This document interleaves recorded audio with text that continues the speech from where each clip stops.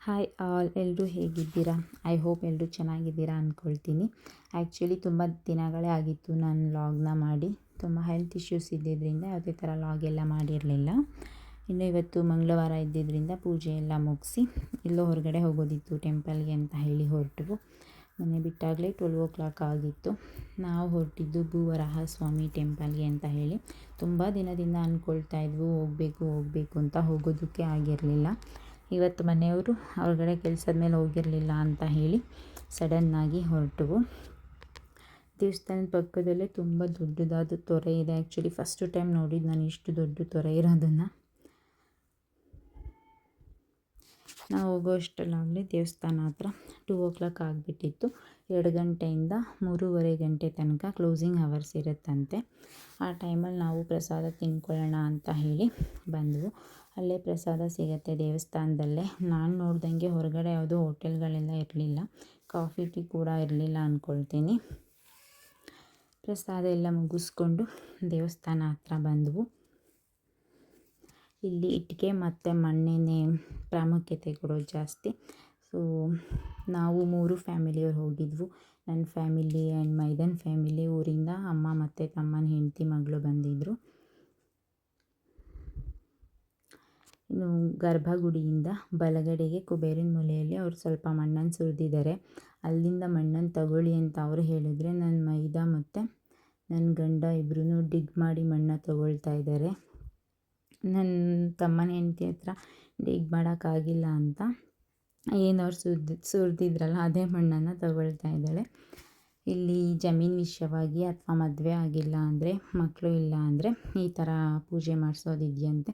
ನಾವು 3 ಜನ 3 ಥರ ಅಂದ್ಕೊಂಡು ಮಾಡಿಸ್ಕೊಳ್ತಾ ಇದ್ದೀವಿ. ಈ ಥರ ಮಣ್ಣನ್ನು ಕೈಯಲ್ಲಿ ಇಟ್ಕೊಂಡು 11 ಪ್ರದಕ್ಷಿಣೆ ಬರಬೇಕಂತೆ. ಯಾವುದಾದ್ರೂ ಒಂದು ವಿಷಯವಾಗಿ ಕೋರಿಕೆ ಇಟ್ಕೊಂಡು 11 ಪ್ರದಕ್ಷಿಣೆ ಬರಬೇಕಂತೆ. ಸೊ ನಾವು ಅದನ್ನೇ ಫಾಲೋ ಅಪ್ ಮಾಡಿದ್ವಿ.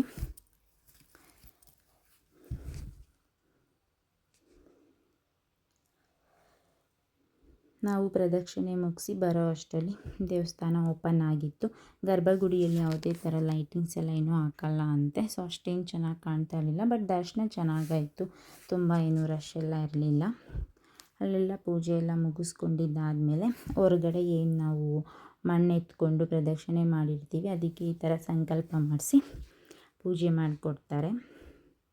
ಅದನ್ನು ತೊಗೊಬಂದು ನಾವು ಮನೇಲಿಟ್ಟು ಕೆಲಸ ಆಗೋ ತನಕ ಪೂಜೆ ಮಾಡ್ಕೊಳ್ಬೇಕಂತೆ. ನೋಡಿ, ನನ್ನ ಸೊಸೆ ಮುದ್ದಿಗೆ ಹೊಟ್ಟೆ ಹಸುವಾಗಿ ಚಿಕ್ಕಿ ಚೀಪ್ತಾ ಇದ್ದಾಳೆ. ಆ್ಯಂಡ್ ದರ್ಶನ ಎಲ್ಲ ಮುಗಿಸ್ಕೊಂಡು ಅಲ್ಲೇ ರೈಟ್ ಸೈಡ್ಗೆ ಭೂದೇವಿ, ಶ್ರೀದೇವಿ ಸಹಿತ ವೆಂಕಟರಮಣ ಸ್ವಾಮಿ ಇದ್ದಾರೆ. ಸೊ ಅವ್ರ ದರ್ಶನ ಮಾಡ್ಕೊಂಡ್ವಿ. ಇನ್ನೂ ದೇವಸ್ಥಾನ ಅಂತೂ ತುಂಬ ಅಂದರೆ ತುಂಬ ಧೂಳಿಂದ ಇದೆ. ಫುಲ್ಲು ಅಕ್ಕಪಕ್ಕ ಕನ್ಸ್ಟ್ರಕ್ಷನ್ ನಡೀತಾ ಇರೋದ್ರಿಂದ ಯಾರೂ ಪುಟ್ಟ ಮಕ್ಕಳನ್ನೆಲ್ಲ ಕರ್ಕೊಂಡು ಹೋಗೋಕ್ಕೆ ಹೋಗಬೇಡಿ. ನಮಗೂ ಗೊತ್ತಿಲ್ಲದೇ ಕರ್ಕೊಂಡೋಗಿ ಆಮೇಲೆ ಯಾಕಪ್ಪ ಕರ್ಕೊಂಡು ಬಂದ್ವಿ ಅಂತ ಅನ್ನಿಸ್ತು. ಆಮೇಲೆ ಆ ತೊರೆ ಹತ್ರ ಎಲ್ಲ ಬಂದು ಫೋಟೋ ಎಲ್ಲ ತೊಗೊಂಡ್ವಿ.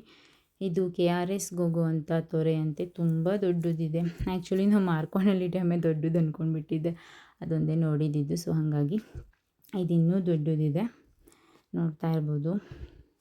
ಆ್ಯಂಡ್ ನೀರು ಮಾತ್ರ ತುಂಬ ಕ್ಲೀನಾಗಿತ್ತು. ಆ್ಯಂಡ್ ಬರ್ತಾ ನಾಗಮಂಗಲದಲ್ಲಿ ಫ್ರೂಟ್ಸ್ ತೊಗೊಳ್ಳೋಣ ಅಂತ ಹೋದ್ವಿ. ಇವ್ರನ್ನ ಯಾಕೆ ತೋರಿಸ್ತಾ ಇದ್ದೀನಿ ಅಂತಂದರೆ, ಇವರು ಕರ್ನಾಟಕಕ್ಕೆ ಗಿನ್ನಿಸ್ ರೆಕಾರ್ಡನ್ನು ತಂದುಕೊಟ್ಟಿದ್ದಾರೆ, ಕರ್ನಾಟಕದ ಕುಳ್ಳ ಅಂತ ಹೇಳಿ. ನಾವು ಅವ್ರ ಶಾಪಿಗೆ ಹೋಗಿದ್ವಿ, ಹೀಗಿದೆ ಅಂತ ಹೇಳಿ ಅವರ ಇಂಟ್ರಡ್ಯೂಸ್ ಮಾಡಿಕೊಂಡ್ರು. ಆ್ಯಂಡ್ ಖುಷಿಯಾಯಿತು. ದೇವಸ್ಥಾನದ ಬಗ್ಗೆ ತುಂಬ ಪಾಸಿಟಿವ್ ವೈಬ್ಸ್ ಇದೆ. ನಾನು ಕೇಳಿದ್ದೀನಿ ನಮ್ಗೆ ಯಾವ ಥರ ಅದು ವರ್ಕ್ ಆಗುತ್ತೆ ಅಂತ.